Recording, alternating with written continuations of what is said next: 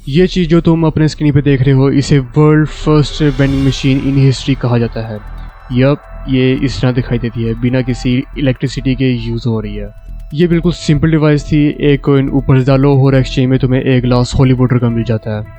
ये machine first Alexander के hero ने डिस्क्राइब की थी, जो एक मैथमेटिशियन और एक इंजीनियर भी था। अभी के ज़माने में ये मशीन ऑलमोस्ट हर जगह यूज़ होती है, लेकिन ये मशीन फर्स्ट सेंचुरी AD में बनाई गई थी, इतनी देर पहले। क्या तुम लोग इस बात पे यकीन कर सकते हो? आज की इस वीडियो में हम बात करेंगे टेक्नोलॉजीज और इन्वेंशन के बारे में जो उस टाइम के लिए बहुत एडवांस थी, जो कि आज के लोगों को भी शॉक कर देती है। तो अपने चाय का पकड़ लो, क्योंकि इनमें से कुछ इन्वेंशंस रियल थे उस टाइम के लिए, यकीन करना मुश्किल हो जाएगा। मेरा नाम है अकील और आप देख रहे हैं गेट रियल फैक्ट्स। ऑलमोस्ट 2000 साल पहले एक पावरफुल वेपन को इन्वेंट किया गया था चाइना में। इस वेपन को सिर्फ कंपेयर किया जा सकता है AK राइफल के साथ। ये फर्स्ट रैपिड फायर वेपन था हिस्ट्री में, और तब के ज़माने में ना ही कोई बारूद ना ही कोई बुलेट्स इन्वेंट किए गए थे। और अगर तुम लोग को ये बात कूल ना लग रही हो तो यह है इसकी सिंपल एक्सप्लेनेशन कि ये कूल क्यों है। जितने एरो सोल्जर शूट करेगा उतने ही ज़्यादा चांस होंगे एनिमी को हिट करने के, और चाइनीज सोल्जर रिपीटिंग सूच क्रॉसबो को लेकर और भी ज़्यादा खतरनाक हो गए थे। और इस चीज़ पे एक मैगजीन टाइप जगह थी जिसमें 10 से 15 एरो लोड हो सकते थे, और सूच क्रॉसबो यूज करके 7 से 10 एरो 15 सेकंड के अंदर मार सकते थे। ये मैं बात कर रहा हूँ इसकी ओल्ड वर्जन की। जो इसका न्यू वर्जन है उसमें 3 एरो एक साथ चला सकते थे।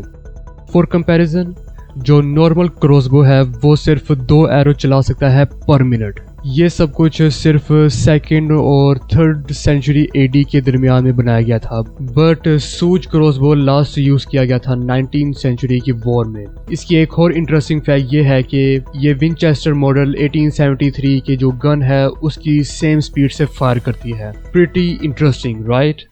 लेकिन सिर्फ ऑटोमेटिक क्रॉसबो ही नहीं एक टेक्नोलॉजी थी चाइना में, बल्कि साउथ ईस्ट चाइना में एक आर्कियोलॉजिस्ट ने 2000 साल पुरानी एक मशीन फाउंड की थी जो थी हाइड्रोलिक हैमर, जो सिंपल यूज करती है वाटर प्लस ग्रेविटी। पानी व्हील को रोटेट करेगा जिसकी वजह से लोग जाएगा ऊपर, और ग्रेविटी की वजह से फोर्स से नीचे आके लगेगा, जिसकी वजह से नीचे पड़ा हुआ गंदम क्रश हो जाता है। इस मशीन को यूज करने के लिए ना ही कोई इलेक्ट्रिसिटी की जरूरत है, ना ही किसी से मजदूरी करवाने की जरूरत। ये हाइड्रोलिक हैमर 24/7 वर्क कर सकता है, और इनको खाने की ना ही आराम की ज़रूरत है और ना ही अपने इंस्टाग्राम को चेक करने की ज़रूरत होती है। लेकिन आप लोग हाइड्रोलिक हैमर नहीं है, इसलिए मेरा इंस्टाग्राम चेक कर लें, वहाँ भी मैं इस तरह के इंटरेस्टिंग फैक्ट पोस्ट करता हूँ।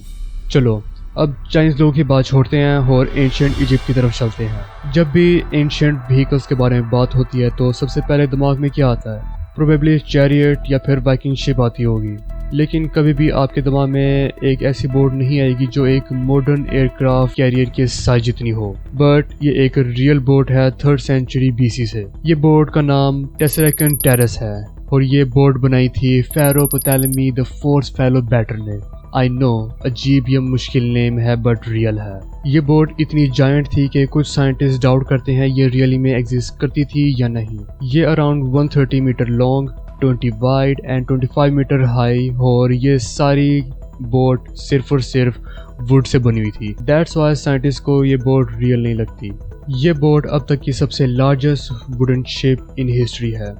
ये बोट इस तरह की लगती है कि 2 बोट के दरमियान एक वुडन प्लेटफॉर्म रख दिया हो। ये बोट इसलिए बनाई गई थी कि लोगों को दिखाया जाए कि इजिप्ट कितना पावरफुल और कितना अमीर है, ना कि आजकल के एयरक्राफ्ट कैरियर जो न्यूक्लियर रिएक्टर की एनर्जी से चलते हैं। वहाँ टेसरेकन टेरेस सिर्फ चलता है ह्यूमन पावर के ऊपर, जो थे 4000 लोग एक बोट को चलाने के लिए, और उस पे 400 सेलर्स थे और 2850 सोल्जर्स भी थे। एक तरफ ये बात बहुत कूल लगती है कि एक स्मॉल टाउन एक बोट के ऊपर, बट जस्ट इमेजिन करो कि वहाँ कितनी भीड़ होती होगी।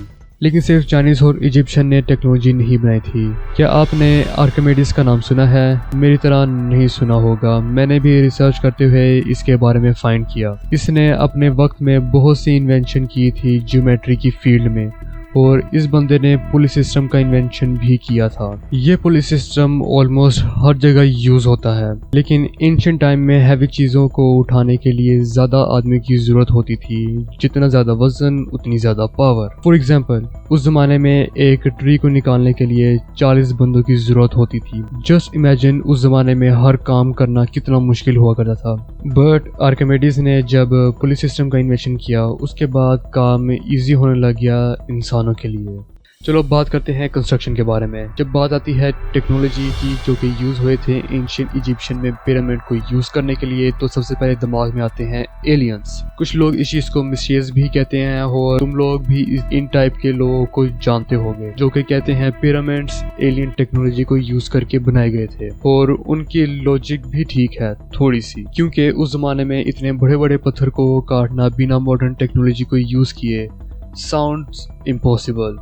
बट इसके लिए भी एक्सप्लेनेशन है। अगर हमें सच में जानना है कि इजिप्शियंस ने क्या यूज़ किया था, तो हमें देखना होगा फ्रेस्कोस की तरफ। इसमें दिख रहा है कि एक आदमी जो यूज़ कर रहा है एक पत्थर को काटने के लिए, जो क्लियरली बना हुआ है एक मेटल से। बट उस ज़माने में सबसे स्ट्रॉन्गेस्ट मेटल था कॉपर। बट क्या कॉपर टूल यूज़ करके स्टोन को माइन कर सकते हैं? लगता है कि कोई भी कॉपर ब्रेक या बेंड हो जाएगी यूज़ करने पे। बट ये एक्चुअली में वर्क करती है। कॉपर के टूल को यूज़ करके सैंडस्टोन या लाइमस्टोन को काटा जा सकता है।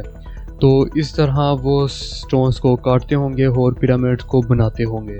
इवन इजिप्शियंस के पास ड्रिल तक थी जो ग्रेनाइट को काट सकती थी। मैं सोच रहा हूँ कि हिस्ट्री स्टडी करना स्टार्ट कर दूँ। क्या पता कोई ओल्ड टेक्नोलॉजी जो कि आज के ज़माने में न्यू हो या फिर न्यू टेक्नोलॉजी से मिलती हो। क्या पता कोई रोबोट ही मिल जाए। Just kidding. अगर आपको ये वीडियो अच्छी लगी हो तो लाइक एंड सब्सक्राइब कर दें और अपने दोस्तों और के साथ शेयर कर देना। और मैं चला इस तरह की बेहतरीन वीडियोस बनाने, तब तक के लिए बाय बाय।